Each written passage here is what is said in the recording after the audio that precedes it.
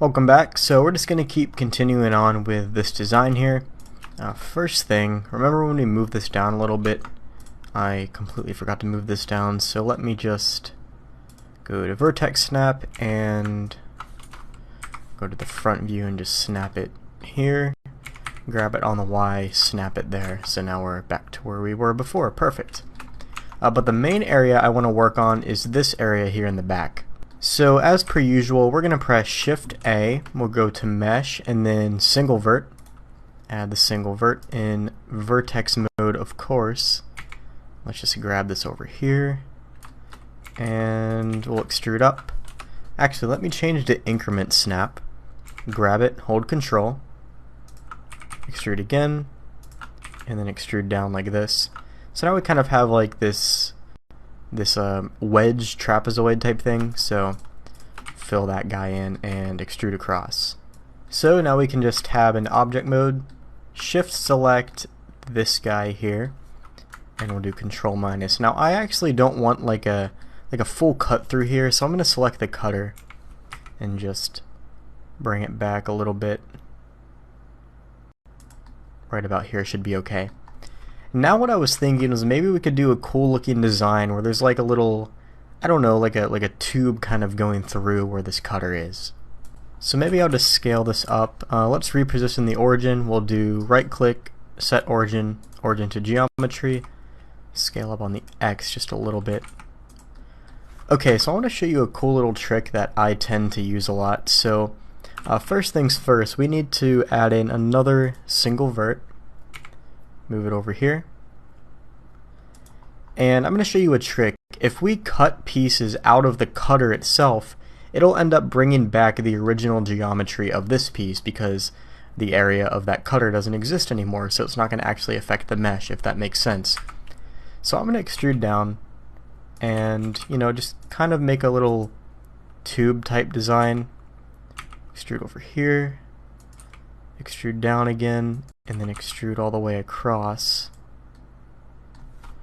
Yeah, like that. Then we'll just kind of extrude, and let's try right clicking to cancel it, and we'll press, let's see, is Alt S going to do us any good? Maybe not. Maybe we can just, you know, grab it here manually. Right to about there, and I'll just pull this vertex so it's encompassing the cutter a little bit. Okay, so now what I want to do is select everything and just move this in front of the cutter. And we're going to basically cut straight through the cutter itself. So extrude, just all the way through is fine. We'll tab into object mode, and this time we're going to shift click the cutter and press Control minus. So you can see exactly what that did there. It did a pretty cool little cut through the cutter to kind of bring back part of the mesh using this little design here. So I think it looks pretty decent. Now we're going to add way more detail to this once we get to the secondary and tertiary details, but I just want to get this in place for now. And I have one other idea. So since I'm done with these cutters, I'm just going to move them to the cutters collection because we don't need them unless you want to, you know, change things up. Okay, so I'm going to add in another single vert, and I'm just going to position it maybe right here is okay. And I'm just going to make another trapezoid type design. So extrude, extrude, and something like this. We'll fill it in, and then I'm just going to kind of extrude this in. Now not all the way, I just kind of want a tiny cut here. And we'll tab into object mode, shift click on this piece of the weapon right here, and of course Control minus on the number pad. So now we kind of have like a little extra design here that I think looks pretty cool, like that. Now I want to add a little cylindrical design here on the side. I kind of have one in mind, so let's just drop in a cylinder, then just see where we get with it. So Shift A, mesh, and then cylinder. So we're just going to rotate this guy 90 degrees. Oh, and by the way, these cylinders look jagged and some other areas of the objects look jagged.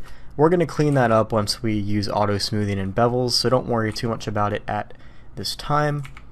I'll just kind of move this guy up here somewhere. I don't know, I think a piece kind of here on the side would look pretty cool, so First things first, I need to consider exactly how I want this design to work. So usually I like to get the base design kind of placed on here first, and then I can work around it to make it look even better. So first things first, I don't really want this to be super thick, so we'll just scale this down on the Y a little bit, and then we can go here, or actually we'll go to face snap, grab it on the Y-axis, and then snap it to that face there.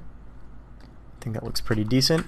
And then if we tab into face mode, I'm going to give a nice chamfer to the front face, so Control B, and you're going to see this is quite a biased bevel, so we need to make sure we go into object mode, Control A, and then apply the scale there. And we'll do the same thing. Now it should bevel a little bit nicer, at least I think it does, and then maybe shift select that face, just kind of pull it in just a tad bit there. Now next thing I'll do, I'll go into vertex mode.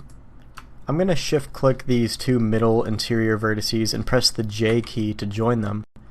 So now we basically have, two separate areas here. So I'm going to select this bottom area in face mode. We'll press I to inset and then just extrude this guy back, not too far. Something like that should be alright.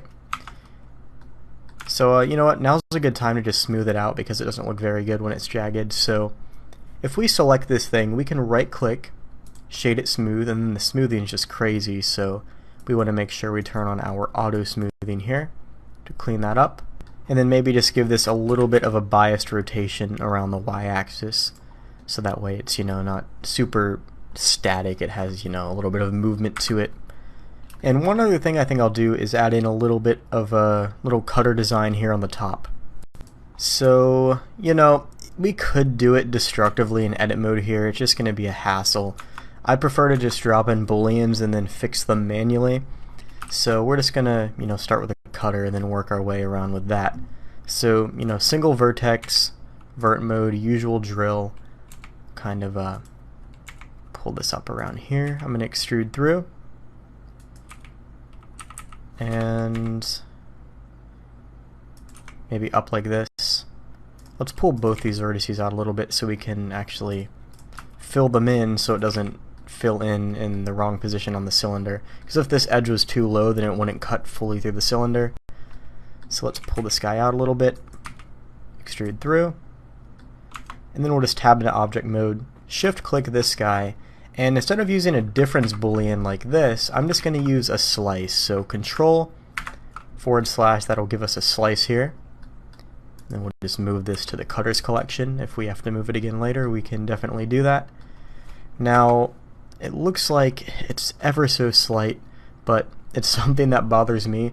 This is not quite parallel with this edge, so let's kind of rotate this just a little bit.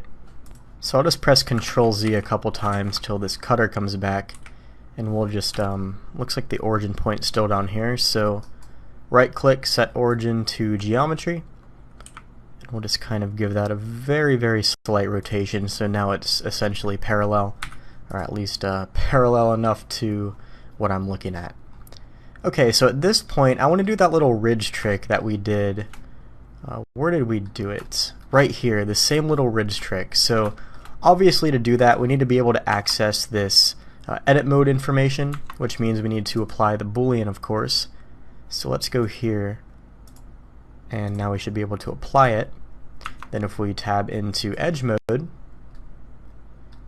it's a little bit of a nastiness going on here topology wise. That'll probably come up later as a problem, so I'm just going to fix it now. You can see we have this really tiny random triangle. It doesn't really benefit us in the slightest.